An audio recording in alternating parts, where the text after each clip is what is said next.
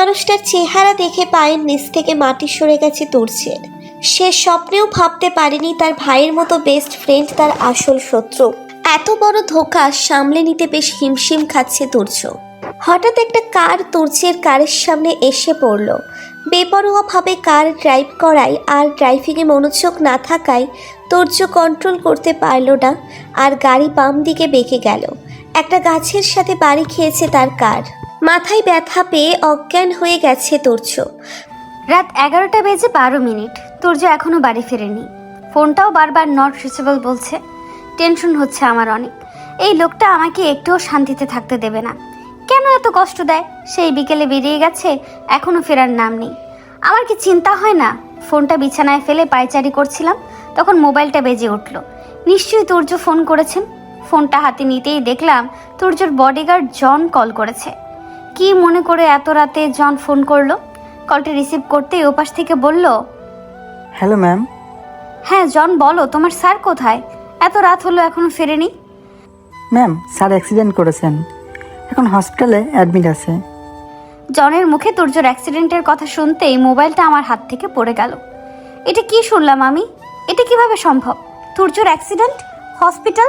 না, আমি হয়তো ভুল শুনেছি। জন অন্য কিছু বলছিল, আমি শুনতে পাইনি। আরেকবার জনকে জিজ্ঞেস করতে হবে। কিন্তু আমি যে নড়তে পারছি না, মনে হচ্ছে পা দুটো অবশ হয়ে যাচ্ছে, চোখেও কেমন ঝাপসা ঝাপসা দেখছি। আচ্ছা, আমি কি জ্ঞান হারাচ্ছি? বুঝতে পারছি না। শরীরটা নিস্তেজ হয়ে মনে হচ্ছে মেঝেতে ঢলে পড়লো।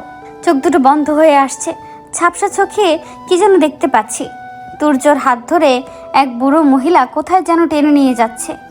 তুর্যকে সে জড়িয়ে ধরে রেখেছে। বুড়ো মহিলার চেহারাটা অনেক পরিচিত, হয়তো আমি দেখেছি তাকে। ফোনের ওপাশ থেকে জন এখনো হ্যালো হ্যালো করেই যাচ্ছে, কিন্তু হীর অজ্ঞান হয়ে মেঝেতে পড়ে আছে।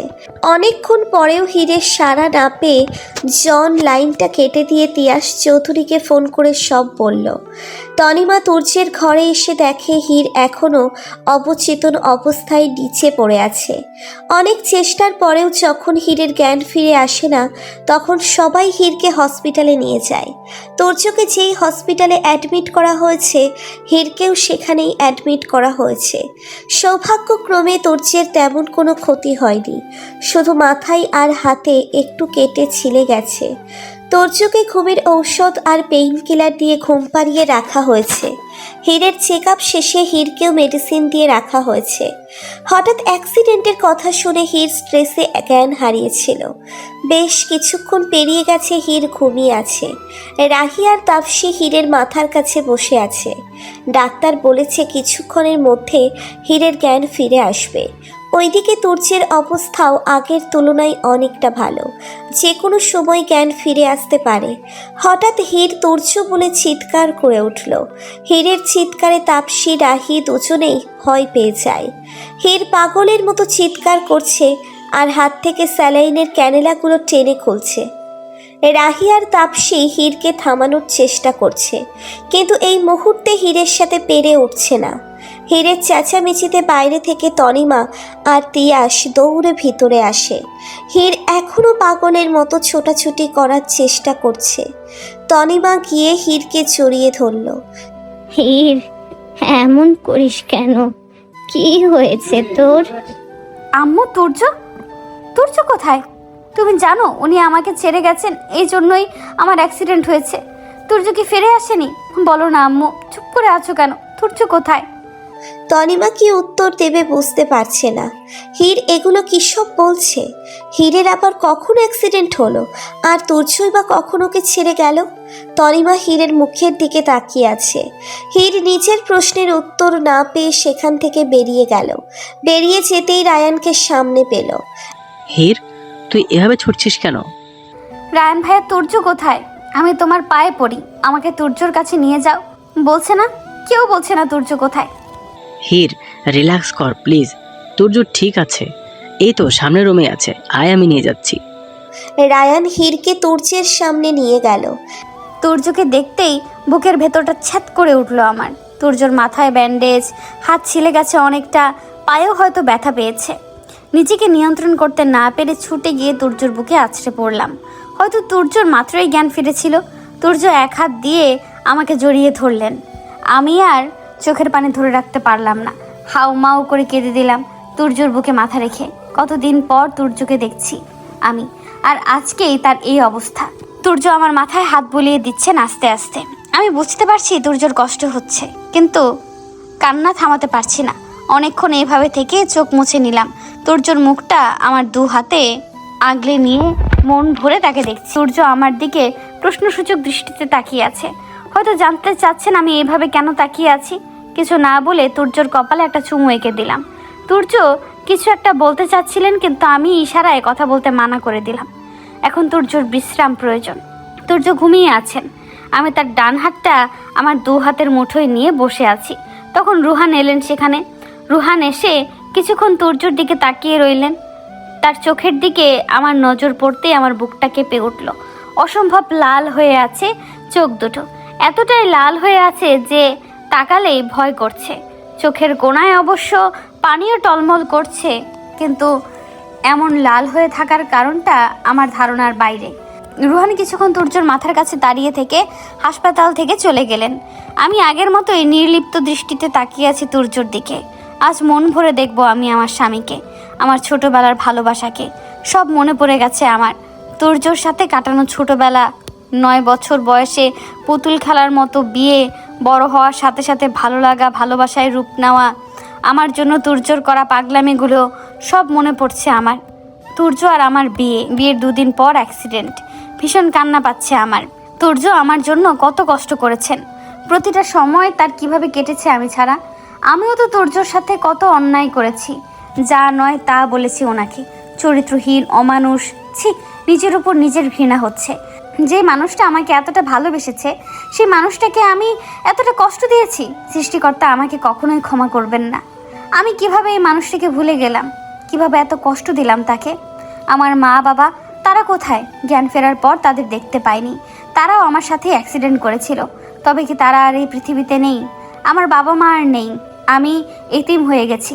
আমার বুক ফেটে কান্না আসছে, কিন্তু কাঁদতে পারছি না। তুর্যর প্রচুর বিশ্রাম প্রয়োজন। তুর্যর বুকে মাথা রেখে মুখ চেপে কেঁদে যাচ্ছি। একটা নদীর পাড়ে গাড়ি থামিয়ে গাড়িতে হেলান দিয়ে দাঁড়িয়ে ড্রিঙ্ক করছে রুহান। তুর্যকে সে ঘৃণা করে, প্রচণ্ড ঘৃণা করে, কিন্তু তুর্যের এই অবস্থা সে মেনে নিতে পারছে না। তার কোনো ভাই নেই। বন্ধুত্বের শুরু থেকে তুর্যকেই সে ভাইয়ের জায়গা দিয়েছে জীবনে, কিন্তু সেই তুর্যই তার কলিজার টুকরার হত্যাকারী। কিভাবে ক্ষমা করবে রুহান তুর্যকে? কিভাবে ভুলে যাবে রুহির লাশটাকে? আজও চোখ বন্ধ করলে রুহির হাসি মুখটা দেখতে পায় রুহান। তার আদরের ছোট বোন, তার কলিজার টুকরার হত্যাকারীকে কিভাবে সে ক্ষমা করতে পারে? মদের বোতল মুখে লাগিয়ে পুনরায় সেই দৃশ্য মনে করছে রুহান। 3 বছর আগে লন্ডনে আত্মহত্যা করেছিল রুহানের একমাত্র ছোট বোন রুহি।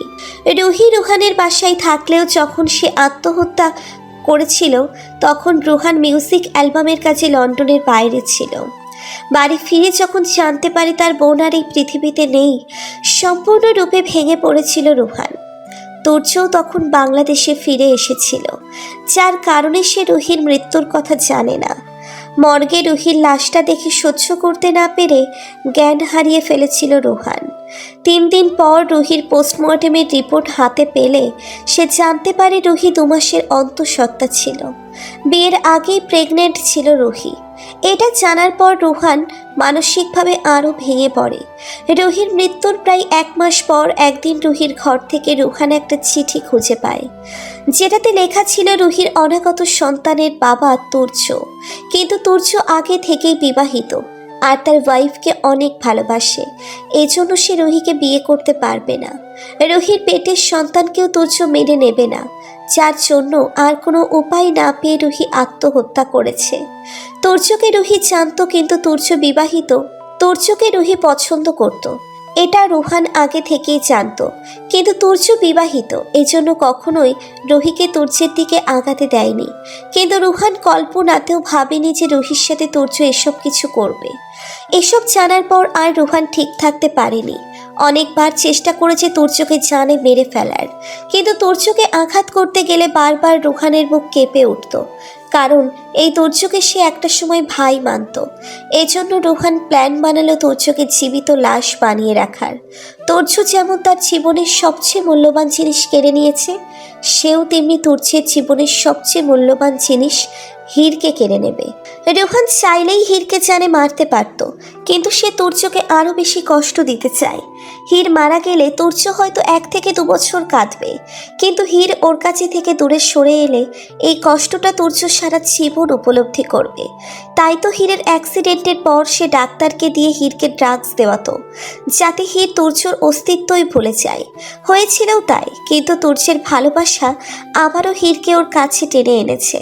মদের বোতলটা খালি হয়ে গেলে নিচে ছুঁড়ে দিয়ে ভেঙে ফেলল রোহান। হাসপাতালের ওয়েটিং রুমে বসে আছে তাপসী। কাঁদতে কাঁদতে চোখ ফুলে গেছে তার। 2 কাপ কফি হাতে রায়ান তাপসীর পাশে এসে বসে পড়ল। তাপসী নির্লিপ্ত দৃষ্টিতে রায়ানের দিকে তাকিয়ে আবারও চোখ নামিয়ে নিল। রায়ান তাপসীর এভাবে ভেঙে পড়া রূপটা মেনে নিতে পারছে না। তার দুষ্টু চঞ্চল তাপসীকেই ভালো লাগে। তাপসী আলতো করে রায়ানের কাঁধে মাথা রেখে চোখের পানি ছেড়ে দিল। কাঁধের দিকটা ভেজা মনে হতেই রায়ান বুঝতে পারল তাপসী কাঁদছে। কেন যেন তাপসীর কান্না সহ্য করতে পারছে না রায়ান। বুকের বাপাশে চিনচিনে ব্যথা করছে তার। তাপসীর চোখের পানি মুছে দিয়ে তাকে বুকে জড়িয়ে নিল রায়ান। তুর্য জ্ঞান ফেরার পর থেকে বারবার রোহানের কথা জিজ্ঞেস করছে, কিন্তু কেউই জানে না রোহান কোথায় আছে। কিয়ারা রোহানকে লুকিয়ে ফোন করলো। উদ্দেশ্য তাকে বলা যে তুর্য বারবার তাকে খুঁজছে, কিন্তু রোহানের ফোনটা সুইচ অফ বলছে বারবার। তুর্যর জ্ঞান ফেরার পর থেকে শুধু রুহান নামের মালা জপছে। আমি সুযোগই পাচ্ছি না তুর্যকে বলার যে আমার সব মনে পড়ে গেছে। এতদিন তুর্য আমার জন্য অনেক কষ্ট করেছেন, আমি তার জন্য এতটুকু অপেক্ষা তো করতেই পারি। সারাদিন সবার অনেক ধকল যাওয়াতে রাতে সবাইকে বাড়ি পাঠিয়ে দিয়ে আমি আর রিসান ভাইয়া তুর্যর সাথে রয়ে গেলাম। রিসান ভাইয়া ওয়েটিং রুমে চলে গেলেন। আমি তুর্যর মাথার কাছে বসে আছি। তুর্যর ফর্সা গালটা কেমন কালচে হয়ে গেছে, বোঝাই যাচ্ছে ভীষণ ব্যথা পেয়েছে। তুর্যর চুলে হাত বুলিয়ে দিচ্ছি আমি। তুর্য আমার দিকে এক দৃষ্টিতে তাকিয়ে আছেন, যেন অনেক কিছু বলতে চায় আমাকে। হয়তো সে যা বলতে চায় তার অনেক কিছুই আমি জানি। তুর্য আমাকে তার পাশে শুয়ে পড়তে বললেন। আস্তে করে একটু চেপে গিয়ে আমার জন্য জায়গাও করে দিলেন। আমি তুর্যর কপালে একটা ভালোবাসার পরশ এঁকে দিয়ে তাকে জড়িয়ে ধরে ঘুমিয়ে পড়লাম। যদিও আমি প্রতিদিন এই মানুষটার বুকে ঘুমাই, কিন্তু আজকে কেন জানি না অনেক বেশি ভালো লাগছে। তুর্যকে দেখতে দেখতে কখন যে ঘুমিয়ে পড়েছি কে জানে। সকালে ঘুম ভাঙতেই দেখি তুর্য আমাকে এক হাতে জড়িয়ে ধরে রেখেছেন। মুখ তুলতেই দেখলাম উনি আমার দিকে মুচকি হেসে তাকিয়ে আছে। বাইরে এখনো অন্ধকার, সকাল হতে ঢের বাকি। এত তাড়াতাড়ি কেন উঠে পড়লেন? কাল থেকে ঘুমিয়েই তো যাচ্ছি, আর কত ঘুমাবা? অসুস্থ হলে শান্তি মতো আরো ঘুমাতে হয়। আমার ঘুম এমনিতেই পুরো হয়ে গেছে। তুমি আমার বুকে ঘুমিয়েছো, এর চেয়ে বেশি শান্তি আর কোথায় পাবো বলো? হয়েছে, আর ঢং করতে হবে না। খুব তো আমাকে একা ফেলে পালানোর প্ল্যান করেছিলেন। আমি ঢং করছি? আমি মোটেও ঢং করছি না। তোমার জন্য মৃত্যুর মুখ থেকে ফিরে এসেছি। তুর্যর মুখ থেকে মৃত্যুর কথা শুনতেই আমার বুক কেঁপে উঠল। তুর্যর মুখে হাত দিয়ে তাকে থামিয়ে দিয়ে শক্ত করে জড়িয়ে ধরলাম। আমার চোখ ভরে এসেছে। কোনো দুঃস্বপ্ন আমি তুর্যকে হারাতে চাই না। শেষ নিঃশ্বাস পর্যন্ত তার সাথে থাকতে চাই। তুর্য আমার চুলে হাত বুলিয়ে দিচ্ছেন। কেন যেন বারবার তুর্যকে হারানোর ভয় আমার মনে জাগছে। আমি এসব ভাবতে চাই না। তবুও বিকেলে তুর্যকে রিলিজ দেওয়া হলেও তুর্য বাসায় না ফিরে রুহান ভাইয়ার বাসায় চলে গেলেন জনকে নিয়ে। হাজার আকুতি মিনতি করার পরেও আমাকে সাথে নিলেন না। আকাশে মেঘ করেছে। এই সময়টা আমার কাছে অনেক অশুভ মনে হয়। মানুষ বৃষ্টি পছন্দ করে, কিন্তু আমার বৃষ্টি আসার আগের সময়টা একদম পছন্দ নয়। খুব ভয় হচ্ছে, কোনো দুঃসংবাদ আসবে না তো? ঘরে বসে ড্রিঙ্ক করছে রোহান। জনকে নিচে অপেক্ষা করতে বলে তুর্য আস্তে আস্তে রোহানের ঘরের দিকে আগালো। রোহানের ঘরের দরজা খুলতেই মদের বৃষ্টি গন্ধ তুর্যের নাকে এলো। কিন্তু এই সময় তুর্য রাগারাগি করতে আসেনি। সে তার প্রশ্নের উত্তর নিতে এসেছে। সে জানতে চায় কি তার অপরাধ, যার জন্য তার বেস্ট ফ্রেন্ড তার শত্রু হয়ে গেল। রোহান তুর্যকে দেখে একটা ভিলেন হাসি দিল। বেঁচে আছিস তাহলে? তবে আমি জানতাম তুই বেঁচে যাবি। অ্যাক্সিডেন্টটা এতটাই গুরুতর ছিল না। তোর সাথে আমার কথা আছে। কথা সত্যি, আমার সব কেড়ে নিয়ে আজ এত বছর পর কথা বলতে এসেছিস। রোহান দেখ, কোথাও একটা মিস আন্ডারস্ট্যান্ডিং হয়েছে। আমরা কথা বলে সেটা ক্লিয়ার করতে পারি। Come again, misunderstanding. আমার কলিজার টুকরার খুনটা মিসআন্ডারস্ট্যান্ডিং ছিল। কি বলছিস তুই ভাই? তোর ওই মুখ দিয়ে আমাকে ভাই ডাকবি না তুর্য। আমাকে যদি তুই ভাই মানতি তাহলে আমার বোনের সাথে ওগুলো করতে পারতিস না। রুহি, তুই কি বলছিস রোহান? আমি রুহির সাথে কি করেছি? ওয়াও, তুই রুহির সাথে কি করছিস সেটা আমাকে জিজ্ঞেস করছিস? দেখ রোহান, কথা পেছানো বন্ধ করে ক্লিয়ার করে বল, তুই কি বলতে চাচ্ছিস? তোর একদমই লজ্জা নাই তুর্য। তুই আমার কাছে জানতে চাইছিস তুই আমার বোনের সাথে কি করেছিস। আমি ভাই হয়ে নিজের বোনের কথাগুলো মুখে আনবো কিভাবে সেটা ভেবেছিস? দেখ রোহান, বনিতা না করে বলবি প্লিজ, হয়েছেটা কি? তুই আমার সাথে আমার বোনের সাথে হীরের সাথে ধোঁকা করেছিস তুর্য। তুই বিবাহিত থাকা সত্ত্বেও রুহির সাথে ভালোবাসার নাটক করে ওকে ভোগ করেছিস। যখন রুহি অন্তঃসত্ত্বা হয়ে গেছে তো রুহান আর কিছু বলার আগেই তুর্য রুহানের গালে ঠাস করে একটা চর বসিয়ে দিল। রুহান নেশাগ্রস্ত থাকায় চরটা সামলাতে না পেরে কিছুটা দূরে ছিটকে পড়ল। রাগে তুর্যের কপালে ডগ ফুলে উঠেছে, চোখ দুটো অসম্ভব লাল হয়ে আছে। এত বাজে কথা তোর মুখে আটকালো না রোহান? রুহিকে আমি সবসময় আমার বোনের মতো দেখেছি, আর তুই কিনা ছি। তুই ভাবলি কি করে রোহান? তাসপিয়া রুহি আমার কাছে এক সমান ছিল সবসময়। আরে এত বড় অপবাদ দেওয়ার আগে একটা বার অন্তত আমার সাথে কথা বলতে পারতি। তুই খুব ভালো করেই জানিস আমি হিরকে ভালোবাসতাম, আর ছোটবেলাতেই ওকে বিয়ে করেছিলাম। আমার জীবনে হির ব্যতীত দ্বিতীয় কোনো মেয়ে কোনোদিনও ছিল না, নাই কখনো আসবে। তুই মিথ্যে বলছিস, সব মিথ্যা। আমি জানি এগুলো সব তোর চাল, আমাকে ভুলভাল বোঝাচ্ছিস। কিন্তু রুহি মারা যাওয়ার আগে যে চিঠিটা লিখেছিল সেটাতে স্পষ্ট লেখা আছে তুই রুহিকে মিথ্যে ভালোবাসার জালে ফাঁসিয়েছিস অ্যান্ড ওকে ভোগ করেছিস। রুহি 2 মাসের অন্তঃসত্ত্বা ছিল তুর্য। এসব কিছু মিথ্যে রোহান। রুহি আর আমার মাঝে ভাই বোনের সম্পর্ক ব্যতীত তার কোনো সম্পর্কই ছিল না। তাহলে তুই বলতে চাচ্ছিস আমার বোন মারা যাওয়ার আগে মিথ্যে বলে গেছে? ওর শেষ চিঠিতে লেখা সব মিথ্যে ছিল? কি রুহি, কি বলছিস এসব?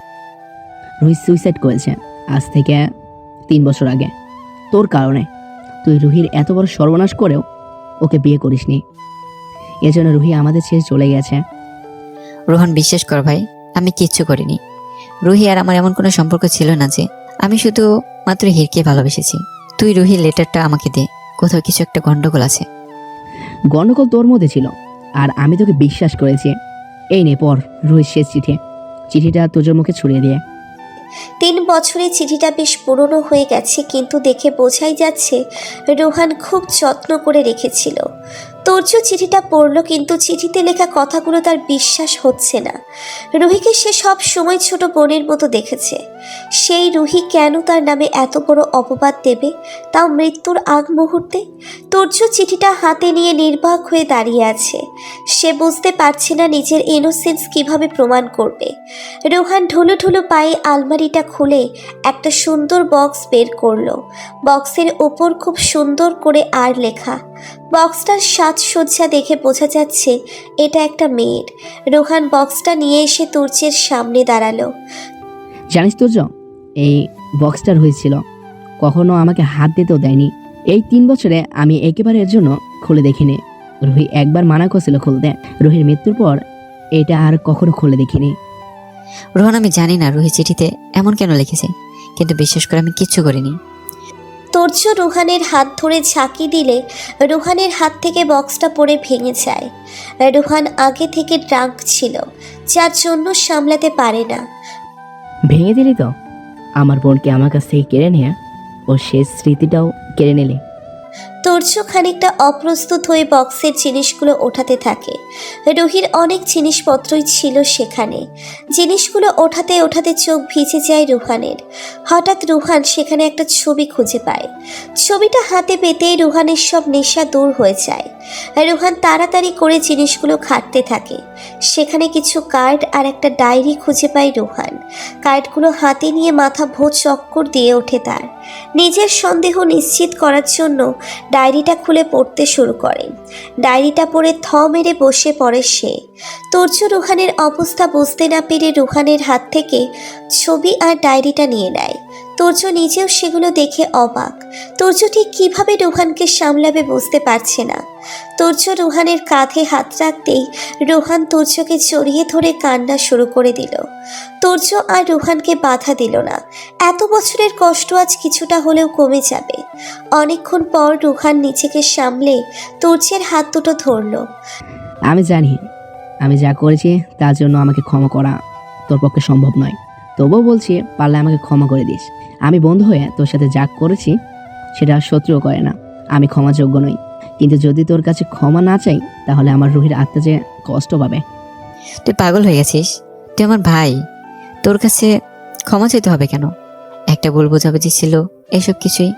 এখন সেই ভুল বোঝাবুঝির অবসান হয়ে গেছে। আমাদের মধ্যে এই সরিটরি কখনো ছিল না, আর আসবেও না। রুহান আবারও তুর্যকে জড়িয়ে ধরে চোখের পানি ছেড়ে দিল। তুর্য জনের সাহায্য নিয়ে রুহানকে ওদের সাথে নিয়ে এলো।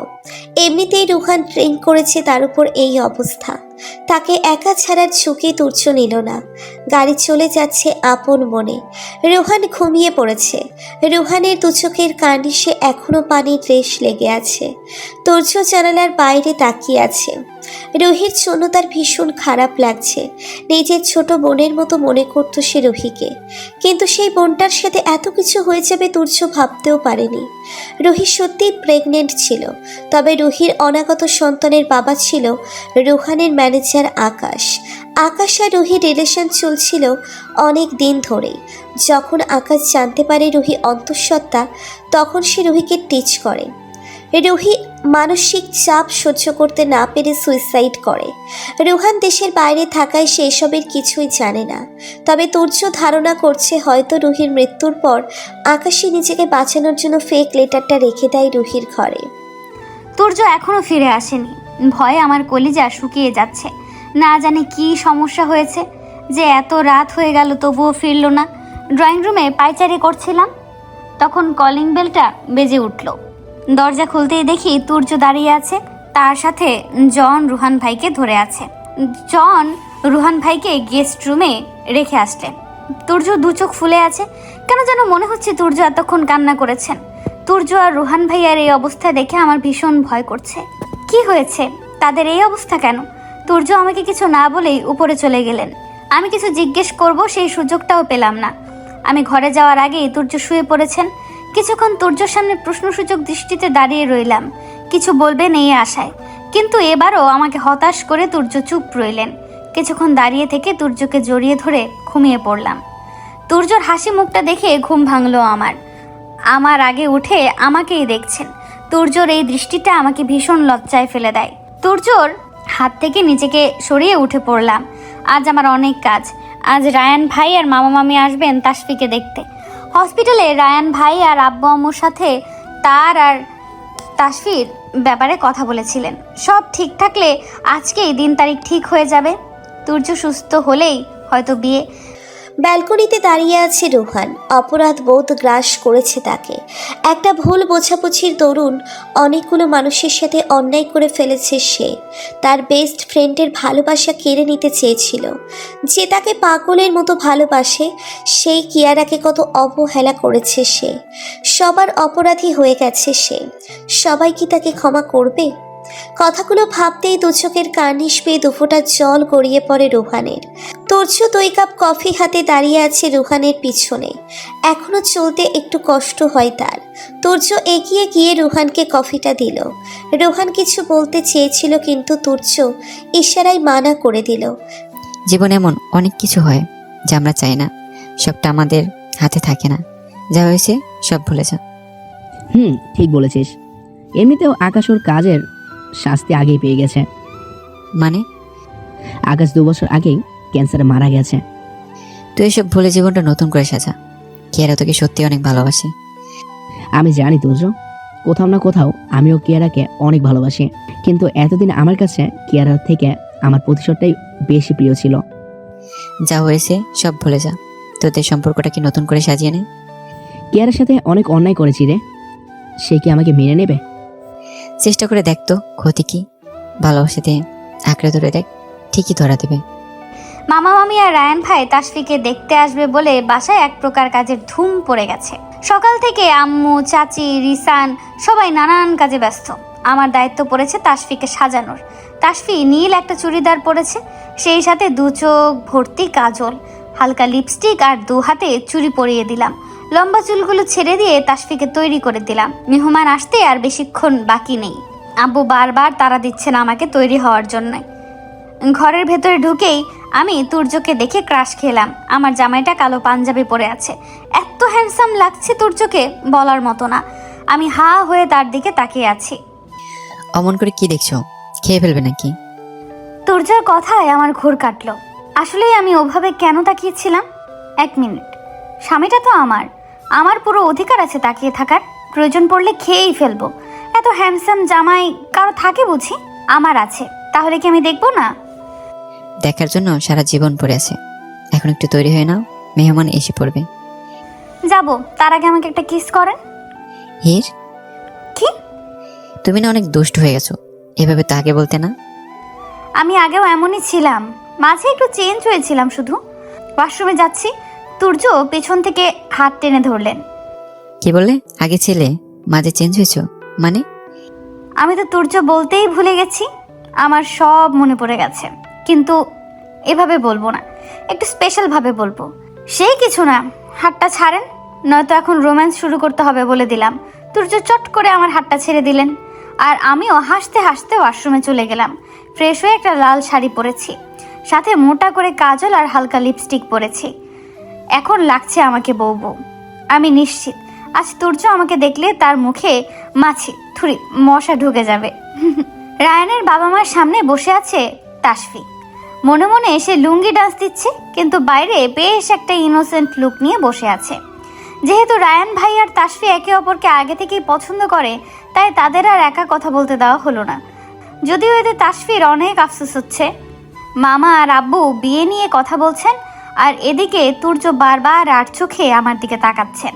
তার এভাবে তাকিয়ে থাকা আমার বেশ অস্বস্তিতে ফেলছে। কিছুক্ষণ পর পর আবার চোখও মারছে।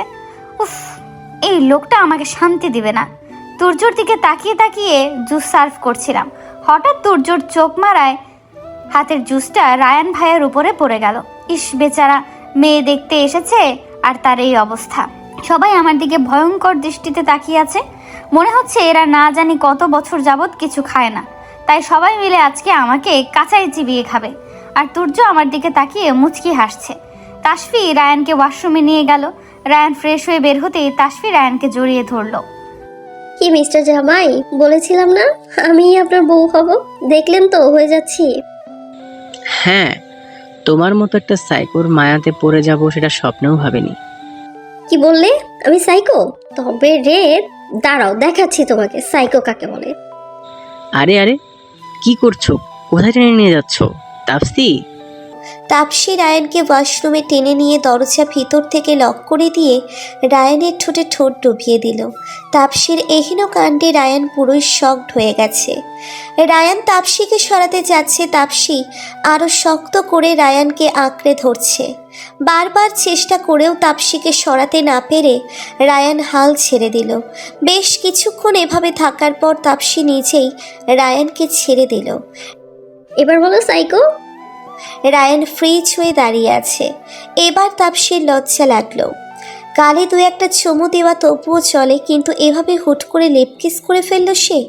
লজ্জায় তাপসির মুখ পুরো লাল হয়ে গেছে। তাপসি ওয়াশরুম থেকে বেরিয়ে সবার সামনে গিয়ে বসলো। রায়ান এখনও ফিরে না আসাতে তুর্য রায়ানকে ডেকে আনতে গিয়ে দেখে রায়ান এখনও ওয়াশরুমের ভেতরে দাঁড়িয়ে আছে। তুর্যের ডাকে রায়ান হুঁশ ফিরে পায়। কোনো রকম নিজেকে সামলে সে বেরিয়ে আসে। রায়ানের দিকে তাকাতেই তুর্যের চোখ বড় বড় হয়ে যায়। তুর্যের এই অবস্থা দেখে রায়ানও অনেকটা ঘাবড়ে যায়। সে ভাবতে থাকে তুর্য আবার দেখে ফেলল কিনা, কিন্তু এরপর তুর্য যা বলল তাতে রায়ানের মনে হচ্ছে এখন যদি মাটি ভাগ হয়ে তাকে ভিতরে নিয়ে নিত তাহলে লজ্জা কিছুটা হলেও কমতো। রায়ান, এই নাও রুমাল, ঠোঁটে লিপস্টিক মুছে নাও, বাইরে আমার আর তোমার বাবাও বসে আছে। রায়ান আর কি বলবে, রুমালটা নিয়ে লিপস্টিক পরিষ্কার করছে আর লজ্জায় লাল হচ্ছে। আর তুর্য মুখ টিপে টিপে হাসছে। তাপসী যে পাগলি সেটা সে জানতো, কিন্তু এত বড় পাগলি হয়ে গেছে সেটা বিশ্বাস হচ্ছে না। দুই পরিবার মিলে রায়ান আর তাপসীর বিয়ের তারিখ পাকা করে ফেলল। 1 মাস পর তুর্য পুরোপুরি সুস্থ হলেই ধুমধাম করে বিয়ে পড়ানো হবে। সবাই মিষ্টিমুখ করে নিল। একটা 5 স্টার হোটেলের ট্যারেসে দাঁড়িয়ে আছে কিয়ারা। আননোন নাম্বার থেকে তাকে কেউ একজন কল করে জরুরি ভিত্তিতে এখানে ডাকিয়েছে, কিন্তু কোথাও কেউ নেই। ট্যারেসের ডেকোরেশন দেখে মনে হচ্ছে এখানে কোনো পার্টি আছে। খুবই সুন্দর ডেকোরেশন। সবথেকে বেশি নজর কাছে হোয়াইট লিলি ফুলগুলো। কিয়ারার ফেভারিট ফুল এগুলো, কিন্তু ডেকোরেশনটা নজর কাড়া হলেও তার মনে শান্তি নেই। রুহানের করা ব্রেকআপ সে মেনে নিতে পারছে না। তার জীবনের প্রথম ভালোবাসা রুহান। এই রুহানকে সে তার কিছু উজাড় করে দিয়েছিল। সেই রুহানের কাছ থেকে এত বড় প্রতারণা মেনে নিতে তার ভীষণ কষ্ট হচ্ছে। বেশ কিছুক্ষণ হয়ে গেছে কিয়ারা দাঁড়িয়ে আছে, কিন্তু কেউ না আসাতে সে প্র্যাঙ্ক কল ভেবে চলে আসতে নিলেই কেউ একজন তার হাত টেনে ধরে। পেছন দিকে ঘুরতেই কিয়ারা দেখতে পায় রুহান হাঁটুতে ভর দিয়ে বসে আছে ফিল্মি স্টাইলে। কিয়ারা রুহানকে এভাবে দেখে অবাক হয়। জানি না তোমার ক্ষমা পাওয়ার যোগ্য কিনা, তবুও বলবো সম্ভব হলে আমাকে ক্ষমা করে দাও কিয়া। আমি তোমার সাথে অনেক অন্যায় করেছি, অনেক অবহেলা করেছি তোমাকে, কিন্তু বিশ্বাস করো এই সব কিছুর মাঝে আমি তোমাকে ভালোবাসি। আমি প্রতিশোধের নেশায় অন্ধ হয়ে গিয়েছিলাম। কোনটা সঠিক কোনটা ভুল কিছু বুঝতে পারিনি, কিন্তু বিশ্বাস করো কিয়া, এখন আমি আমার ভুল বুঝতে পেরেছি। এখন আমি আমার জীবনে তোমার গুরুত্বটা বুঝতে পেরেছি। প্লিজ আমাকে ক্ষমা করে দিয়ে আমার কাছে ফিরে আসো। ক্ষমা না করতে পারলে আমাকে শাস্তি দাও, তবুও আমার জীবনে ফিরে আসো কিয়া। আই নিড ইউ কিয়া। কিয়ারা ছুটে এসে রুহানের বুকে আছড়ে পড়ে কান্না শুরু করে দিল। রুহানও পরম আবেশে তার কিয়ারাকে বুকে চড়িয়ে নিল। ভুল বোঝাবুঝির জন্য প্রথমেই সম্পর্ক শেষ না করে ভুল বোঝাবুঝি শেষ করার চেষ্টা করা উচিত। রুহান আর কিয়ারার সম্পর্কটা বাসায় সবাই মেনে নিয়েছে। সবাই ঠিক করেছে তাসফি আর রায়ান ভাইয়ার বিয়ের দিনই কিয়ারা আর রুহান ভাইয়ার বিয়ে হবে। খুব মজা হবে, ওদের একসাথে বিয়ে হবে। কিন্তু আমার আর তুর্যর বিয়েটা তো যেই পরিস্থিতিতে হয়েছে, বিয়ের দিন ঘনিয়ে আসছে। আচ্ছা, আমি কি তুর্যকে আমাদেরও আবার বিয়ে করার কথা বলবো? না থাক, 3 বার তো করেছি বিয়ে, আর কতবার করব। ইদানিং আমার শরীরটা ভালো যাচ্ছে না, অল্পতেই হাঁপিয়ে উঠি, খাওয়ার উপর থেকে একদম রুচি চলে গেছে। মাছ মাংসের গন্ধেই কেমন গা গুলিয়ে আসে, মাথাটাও ঘুরায় অনেক। আল্লাহ জানে আমার কোন রোগ হলো। মেজাজ তো সব সময় তুঙ্গে উঠে থাকে। তুর্য সাথে সব সময় ঝগড়া করি, তবুও আমার করা সব টর্চার তুর্য হাসি মুখে সহ্য করে। বিয়ের দিন সকাল থেকে পুরো বাড়িতে হই হুল্লোড় লেগে আছে, সবাই আনন্দ ফুর্তিতে মেতে আছে, আর আমি ঘরে থেকে ওয়াশরুম আর ওয়াশরুম থেকে ঘর করছি। সকাল থেকে বমি করতে করতে আমার শরীরের সব শক্তি শেষ। এদিকে বরযাত্রীরা আসার সময় হয়ে গেছে। পার্লারের লোকজন তাসফি আর কিয়ারাকে সাজিয়ে দিয়ে গেছে, আর আমি এখনও শাড়িটাই পরতে পারিনি। গোল্ডেন কালারের একটা ডিজাইনার শাড়ি তুর্য স্পেশালি আমার জন্য এনেছিলেন, কিন্তু আমি পরতেই পারিনি। অনেক কষ্টে এই শাড়িটা কোনো রকম গায়ে জড়িয়ে নিয়ে সাজসজ্জাবিহীন নিচে নেমে এলাম। শরীরটা ভীষণ খারাপ লাগছে। তুর্যকে একটু জানানো দরকার। আশেপাশে খুঁজতেই তুর্যকে পেলাম। তুর্যর সামনে গিয়ে কিছু বলার আগেই মাথাটা ঘুরে নিচে পড়ে গেলাম। জ্ঞান ফিরে নিজেকে হসপিটালে পেলাম। তুর্য আমার মাথার কাছে বসে আমার মাথায় হাত বুলিয়ে দিচ্ছেন। আশেপাশে আর কেউ নেই, হয়তো বাসায় বিয়ে, তাই আর কাউকে জানায়নি তুর্য। কিন্তু তুর্যর চোখ দুটো টলমল করছে। তুর্য কি কাঁদছেন? আমার কি বড় কোনো রোগ হয়েছে? তুর্যকে জিজ্ঞেস করলে তুর্য আমাকে জড়িয়ে ধরে কান্না করে দিলেন। তুর্যর কান্নার কারণ আমি জানি না, কিন্তু আমারও কান্না পাচ্ছে তুর্যর কান্না দেখে। হির, আজকে আমি অনেক খুশি, অনেক খুশি হির, অনেক খুশি। তুমি আমাকে এই খুশিটা উপহার দিয়েছো। তুর্যর কথা আমি বুঝতে পারছি না। সে যদি খুশি হয় তাহলে এত কান্না করছেন কেন? I love you Heer, I love you. আজ তুমি আমাকে পৃথিবীর সবচেয়ে বড় সুখ দিয়েছো, বাবা হওয়ার সুখ। তুর্যর কথা শুনে আমার এই মুহূর্তে ঠিক কিভাবে রিয়্যাক্ট করা উচিত আমি বুঝতে পারছি না। তুমি মা হতে চলেছো কলিজা, আমি বাবা হতে চলেছি। আমাদের ছোট্ট একটা সোনামণি আসতে চলেছে। আমি মা হব?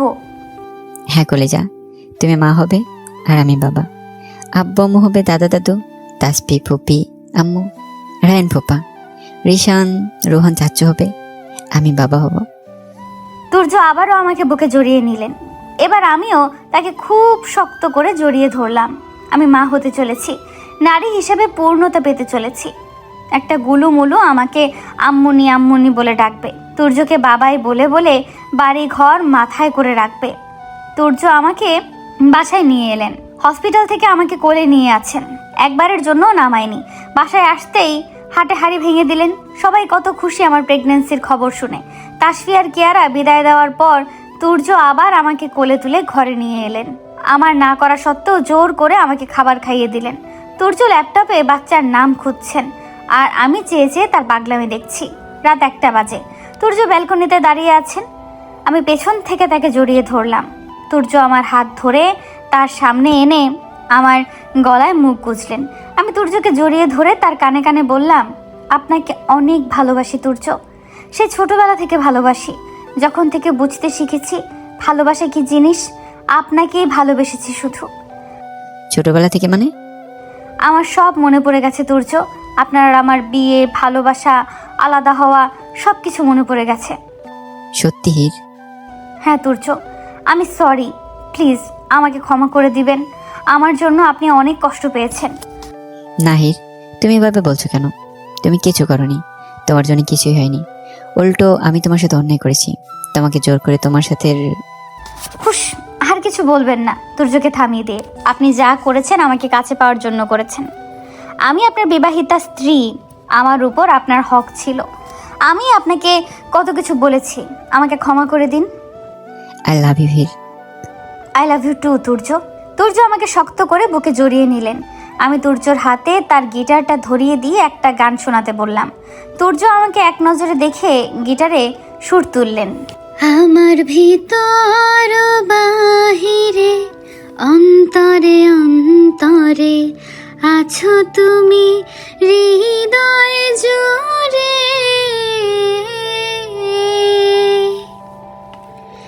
ঢেকে রাখে যেমন কুসুম পাপড়ি রাব ডালে ফসলের ঘুম, ঢেকে রাখে যেমন কুসুম পাপড়ি রাব ডালে ফসলের ঘুম, তেমনি তোমার নিবিড় চলা মরমের মোর পথ ধরে আমার ভিতর বাহিরে অন্তরে অন্তরে আছো তুমি হৃদয় জুড়ে, পুষে রাখে যেমন ঝিনুক খোলসের আবরণে মুক্তোর সুখ, পুষে রাখে যেমন ঝিনুক খোলসের আবরণে মুক্তোর সুখ, তেমনি তোমার গভীর ছোঁয়া, তেমনি তোমার গভীর ছোঁয়া, ভিতরের নীল বন্দরে আমার ভিতর বাহিরে অন্তরে অন্তরে আছো তুমি হৃদয় জুড়ে, ভালো আছি ভালো থেকো আকাশে ঠিকানায় চিঠি লিখো, ভালো আছি ভালো থেকো আকাশের ঠিকানায় চিঠি লিখো, দিও তোমার মালা খানি, দিও তোমার মালা খানি বাউলে রে মনটারে আমার ভিতর বাহিরে অন্তরে অন্তরে আছো তুমি হৃদয় জুড়ে, আমার ভিতর বাহিরে অন্তরে অন্তরে আছো তুমি হৃদয় জুড়ে। গান শেষ করতেই দেখলাম আমার চোখ ভিজে গেছে। জানি না কেন যতবার তুর্যর গলায় গাওয়া গান শুনি আমার চোখ ভিজে যায়।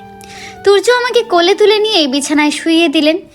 নিজের ভর আমার উপর ছেড়ে দিয়ে তুর্য আমার ঠোঁট দুটো নিজের দখলে নিয়ে নিলেন। তুর্য আমার ঠোঁটের স্বাদ নিচ্ছেন আর আমি তাকে শক্ত করে জড়িয়ে ধরে রেখেছি। কিছুক্ষণ বাদে তুর্য আমার ঠোঁট ছেড়ে দিয়ে আমার ঘাড়ে মুখ ডুবিয়ে দিলেন। ভেসে গেলাম আমরা ভালোবাসার সাগরে। 5 বছর পর। 5 বছর সময় পেরিয়ে গেছে, বদলে গেছে অনেক কিছু। রুহান কিয়ারাকে নিয়ে লন্ডনে শিফট হয়ে গেছে। তাসফি আর রায়ান ভাইয়ার একটা মেয়ে আছে। ও হ্যাঁ, আপনাদের তো বলাই হয়নি, আমার আর তুর্যরও কিন্তু একটা মেয়ে আছে। তুর্যর জীবন তার মেয়ে, মেয়ের নাম রেখেছেন তুর। তুর এখন অনেক বড় হয়েছে, স্কুলে যায়। তুর্যই নিয়ে যায় আর দিয়ে আসেন। সারাদিন বাবা মেয়ে একসাথে থাকে। মাঝখান থেকে একা পড়ে গেছি আমি। সারাদিন এই সময়টুকু অপেক্ষা করি যখন আমার রাজকন্যা স্কুল থেকে ফিরে এসে আমার সাথে দেখা করতে আসে। আজকে একটু দেরি হয়ে গেছে বোধহয়। গাড়ির হর্ন শুনতে পাচ্ছি। তুর্য আর তুর এসে পড়েছে। বাবা মেয়ে একসাথে আসছে, না জানি কত সুন্দর লাগছে তাদের। প্রতিদিনকার মতো তুর্য থম মেরে বসে আছে আর তুর আশেপাশে দেখছে। এখন হয়তো তুর তার বাবাকে জিজ্ঞেস করছে, মামনি উঠবে কখন বাবাই? আর তুর্য তার চোখের পানি আড়াল করে জবাব দেবেন, তোমার আম্মুনি অনেক ঘুম কাতুরে মামুনি, সে উঠবে না এখন, তুমি বড় হলে উঠবে। আমি জানি তুর্যর চোখ বেয়ে অশ্রু ধরা পড়ছে। হ্যাঁ, আমি মাটির নিচ থেকে কিছুই দেখতে পারছি না, কিন্তু তুর্যর প্রতিটা নিঃশ্বাস অনুভব করতে পারি। অনেক স্বপ্ন ছিল তুর্য আর আমাদের সন্তানকে নিয়ে সারাটা জীবন সুখে শান্তিতে খুনসুটিতে কাটিয়ে দেব। কিন্তু নিয়তির কি সুন্দর পরিহাস, সব সুখ দিয়ে আমার জীবনটাই কেড়ে নিল। তুরকে জন্ম দিতে গিয়েই আমার মৃত্যু হয়। শেষবারের মতো একটা বার তুর্যকে দেখতেও পারিনি। আমার মেয়ে এখন কতটা বড় হয়েছে, দেখতে কেমন হয়েছে জানার খুব ইচ্ছে করে। আমার রাজকন্যাটাকে শেষবারের মতো বুকে নিতে ভীষণ ইচ্ছে করে। শেষবারের মতো তুরকে কোলে নিয়ে তুর্যর গিটারের তালে নাচার ইচ্ছে হয়। শেষবারের মতো তুর্যর কণ্ঠে নিজের জন্য একটা গান শুনতে ইচ্ছে করে খুব। কিন্তু নিয়তির খেলায় আমি যে হেরে গেছি। তুর্য এখন চলে যাচ্ছে। তুর্য বিরক্ত হয়ে গেছে। জানি তুর্য গাড়ির কাছে গিয়ে এক দৃষ্টিতে বেশ কিছুক্ষণ আমার দিকে তাকিয়ে থাকবেন। তার এই দৃষ্টির মানে আমি বুঝি। তার দৃষ্টিতে আমার প্রতি অনেক অভিমান জমে আছে। তাকে একা ফেলে চলে আসার অভিমান। যেই আমিটার জন্য তুর্য এত লড়াই করেছেন, সেই আমি স্বার্থপরের মতো আমার ভালোবাসাকে একা ফেলে চলে এসেছি। ভালো থেকো প্রিয়, তোমাকে অনেক ভালোবাসি। আমার সেই তুমিটাকে অনেক ভালোবাসি। যে মানুষটি সারা জীবন পাশে থাকবে বলে কথা দেয়, সেই মানুষটি কিন্তু সবার আগে জীবন থেকে সরে যায়। হুমায়ুন আহমেদ। সমাপ্তি। জানি না গল্পটা পড়ে আপনাদের কেমন লাগছে, কিন্তু শেষ পর্বটা লিখতে গিয়ে আমার চোখ ভিজে গিয়েছিল। শুরুতেই যখন এই এন্ডিংটা ভেবে রেখেছিলাম তখন এতটা খারাপ লাগেনি, কিন্তু আজকে এতটা খারাপ লেগেছে বলার মতো না। তুর্য আর হীর আমার কাছে কতটা স্পেশাল বলে বোঝাতে পারবো না। মৃত্যু জিনিসটা খুব স্বাভাবিক একটা ব্যাপার, এই জন্যই শেষটা এইভাবে সাজানো। আমাকে বকা দিন না প্লিজ। গল্পটা কেমন লেগেছে অবশ্যই জানাবেন। ভালো লাগলেও বলবেন, খারাপ লাগলেও বলবেন। কাল বা পরশু নতুন একটা গল্প লিখবো ইনশাল্লাহ। ভুল ত্রুটি ক্ষমার চোখে দেখবেন। ধন্যবাদ।